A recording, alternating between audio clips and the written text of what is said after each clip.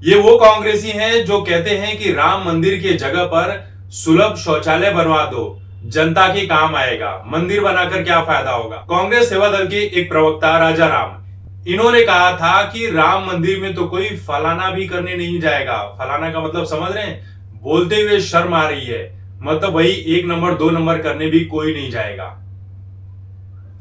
सोचिए हिंदुओं की आस्था के साथ कितना गंदा काम किया है कांग्रेस ने। भरत सिंह सोलंकी कांग्रेस के ही नेता हैं। इन्होंने कहा था कि राम मंदिर शिलान्यास का जहां पर पूजन किया है मोदी ने, वहां पर तो सिर्फ कुत्ते पेशाब करने जाते हैं उस शिला के ऊपर। कांतिलाल भूरिया है कांग्रेस के नेता, इनका ये कहना था कि बीजेपी जो चंदा जमा कर रही है इसका वो शराब पी जाते हैं। दोस्तों ऐसे तो कांग्रेस पार्टी का डबल स्टैंडर्ड ये पूरा देश जानता है, हर कोई जानता है कि वो कितने दोहरे चरित्र के लोग हैं। बात इसलिए कर रहा हूं क्योंकि बात राम मंदिर की हो रही है, और जब जब बात राम मंदिर की होगी उसमें कांग्रेस का घिनौना चेहरा हमेशा सामने आता रहेगा। इतिहास में वो दर्ज हो चुका है। आपने देखा कि अभी जैसे राम मंदिर के उद्घाटन की बात हो रही है तो इन्होंने विरोध करना शुरू कर दिया कि प्रधानमंत्री नरेंद्र मोदी राम मंदिर का उद्घाटन क्यों करेंगे।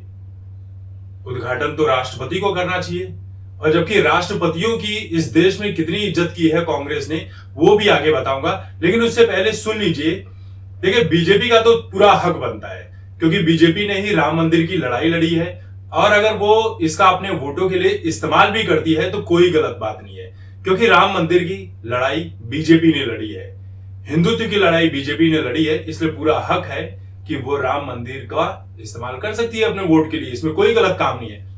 लेकिन कांग्रेस का क्या? कांग्रेस ही तो डबल स्टैंडर्ड है। ये वही कांग्रेस है जो प्रभु श्री राम के अस्तित्व को ही नहीं मानती थी कि प्रभु श्री राम का जन्म भी हुआ है, ऐसा कोई है भी। ये वो लोग हैं जो राम सेतु का अस्तित्व नहीं मानते हैं, उसे तोड़कर उसका अलग ही व्यापार करना चाहते थे। वो तो कहते हैं कि समंदर के भीतर ऐसे ही बन गया था, राम सेतु तो कुछ था ही नहीं वहां पर। इनका यही कहना था कि वहां राम मंदिर कभी था ही नहीं, अयोध्या में राम वहां पर जन्मे ही नहीं है, वहां पर तो बाबरी मस्जिद पहले से ही थी। अब बाबरी मस्जिद कहां से आई? बाबर के नाम से। बाबर उज्बेकिस्तान का पैदा हुआ था। लेकिन कांग्रेस तो कांग्रेस है, इनको तो हर चीज चाहिए। एक उज्बेकिस्तान से आया हुआ आतताई आतंकी वो अयोध्या में आकर मस्जिद खड़ा कर दे तो वो बाबरी मस्जिद हो जाती है। राम का कोई अस्तित्व नहीं है, जबकि राम अयोध्या में पैदा हुए थे। कांग्रेस के दिग्विजय सिंह, इन्होंने कहा था कि बीजेपी जो है वो राम मंदिर के नाम पर हिंदू मुस्लिम एकता में दरार डाल रही है। कांग्रेस सेवा दल के एक प्रवक्ता राजा राम, इन्होंने कहा था कि राम मंदिर में तो कोई फलाना भी करने नहीं जाएगा। फलाना का मतलब समझ रहे हैं? बोलते हुए शर्म आ रही है, मतलब वही 1 नंबर 2 नंबर करने भी कोई नहीं जाएगा। सोचिए हिंदुओं की आस्था के साथ कितना गंदा काम किया है कांग्रेस ने। भरत सिंह सोलंकी कांग्रेस के ही नेता हैं। इन्होंने कहा था कि राम मंदिर शिलान्यास का जहां पर पूजन किया है मोदी ने, वहां पर तो सिर्फ कुत्ते पेशाब करने जाते हैं उस शिला के ऊपर। कांतिलाल भूरिया है कांग्रेस के नेता, इनका यह कहना था कि बीजेपी जो चंदा जमा कर रही है इसका वो शराब पी जाते हैं। जिस दिन प्रधानमंत्री नरेंद्र मोदी राम मंदिर शिलान्यास का उद्घाटन करने गए थे, मतलब पूजा करने गए थे, सारी जो प्रक्रियाएं चल रही थी उसके लिए गए थे, तो उस दिन कांग्रेसी सांसद काले कपड़े पहनकर संसद गए हुए थे ये विरोध करने के लिए कि हम राम मंदिर के खिलाफ हैं। राम मंदिर देश में सेकुलरिज्म को बढ़ावा नहीं देता है, उसके धर्मनिरपेक्षता के खिलाफ है, ये गलत चीज है। इससे दूसरे धर्म की भावनाएं आहत हो जाएगी अगर राम मंदिर बनेगा। मणिशंकर अय्यर का कहना था कि राजा दशरथ जो थे उनका महल बहुत बड़ा था, 10,000 कमरे थे। अब कैसे पता करने चाहोगे कि किस कमरे में राम पैदा हुए थे? इसका तो कोई सबूत ही नहीं है, कहां से लाओगे ये सबूत? ये वो कांग्रेसी हैं जो कहते हैं कि राम मंदिर की जगह पर सुलभ शौचालय बनवा दो, जनता के काम आएगा, मंदिर बनाकर क्या फायदा होगा। हॉस्पिटल बनवा दो, मंदिर बनके क्या ही हो जाएगा, कौन सा रोजगार मिल जाएगा। अब इन लोगों को कौन बताए कि मंदिर बनने से कितने ही लोगों को रोजगार मिलता है। मंदिर बन रहा है, इतना बड़ा मंदिर, तब वहां पे मजदूरों को रोजगार मिला। जिस कंपनियों से सीमेंट, कंक्रीट ये सारी चीजें आ रही है उनको रोजगार मिलेगा, उनका व्यापार बढ़ेगा। जो रंग रोगन का कार्यक्रम चलेगा उनका बढ़ेगा।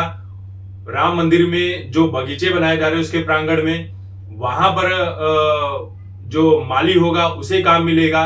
मंदिर के प्रांगण में जो या उसके बाहर फूल बेचने वाले होंगे, माला बेचने वाले होंगे, अगरबत्ती नारियल बेचने वाले होंगे, उनको रोजगार मिलेगा। एयरपोर्ट से लेकर रेलवे स्टेशन से लेकर जो लोग वहां आसपास गाड़ियां चलाएंगे उनको रोजगार मिलेगा। जो सिक्योरिटी वाले लोग होंगे उनको रोजगार मिलेगा। रोजगार की तो बात ही मत करो। राम मंदिर जैसे आप देख रहे हैं ना कि गोवा में यात्री जाना कम हो गए, अब लोग कहां जा रहे हैं? काशी विश्वनाथ दर्शन करने।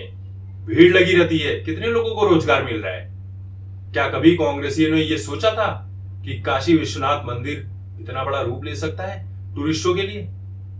टूरिस्ट भी बनकर आ रहे हैं, पूजा पाठ भी हो रहा है, संस्कार भी आगे बढ़ रहा है, संस्कृति भी आगे बढ़ रही है। लेकिन तुमने क्या किया? तुम तो यही कह रहे हो। अब बात करते हैं जो ये कह रहे हैं कि राष्ट्रपति के हाथों उद्घाटन करना चाहिए, मोदी को नहीं करना चाहिए। ये लोग विरोध कर रहे हैं कांग्रेसी। तो इनको पता होना चाहिए कि सरदार वल्लभ भाई पटेल ने सोमनाथ मंदिर के लिए बहुत कुछ किया है। जब उसके जीर्णोद्धार की प्रक्रिया चल रही थी तब न्योता भेजा गया था उस वक्त के जो राष्ट्रपति थे डॉक्टर राजेंद्र प्रसाद। नेहरू ने कहा कि डॉक्टर राजेंद्र प्रसाद देश के राष्ट्रपति हैं, उन्हें वहां पर नहीं जाना चाहिए क्योंकि भारत एक धर्मनिरपेक्ष राज्य है, एक सेकुलर देश है। अगर वो वहां पर गए तो दूसरे धर्म के लोगों को बुरा लग सकता है। ये देश की एकता और अखंडता के बिल्कुल खिलाफ है। लेकिन नेहरू की बातों को रौंदते हुए, इग्नोर करते हुए डॉक्टर राजेंद्र प्रसाद सोमनाथ मंदिर गए, वहां पर सब कुछ जो उन्हें करना था उन्होंने किया। और आज प्रियंका गांधी क्या कह रही हैं कि एमपी की जनता को हनुमान बनकर बीजेपी को हराना होगा और कमलनाथ की सरकार यानी कांग्रेस की सरकार को लाना होगा, क्योंकि बीजेपी ने 2018 में कांग्रेस का अपहरण कर लिया था।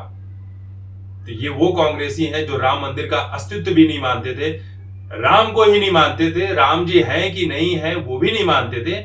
आज वो राम मंदिर के नाम पर वोट बटोरने की कोशिश कर रहे हैं। लेकिन जनता तो समझदार है ना, जनता ऐसे डबल स्टैंडर्ड वालों को भाव नहीं देती।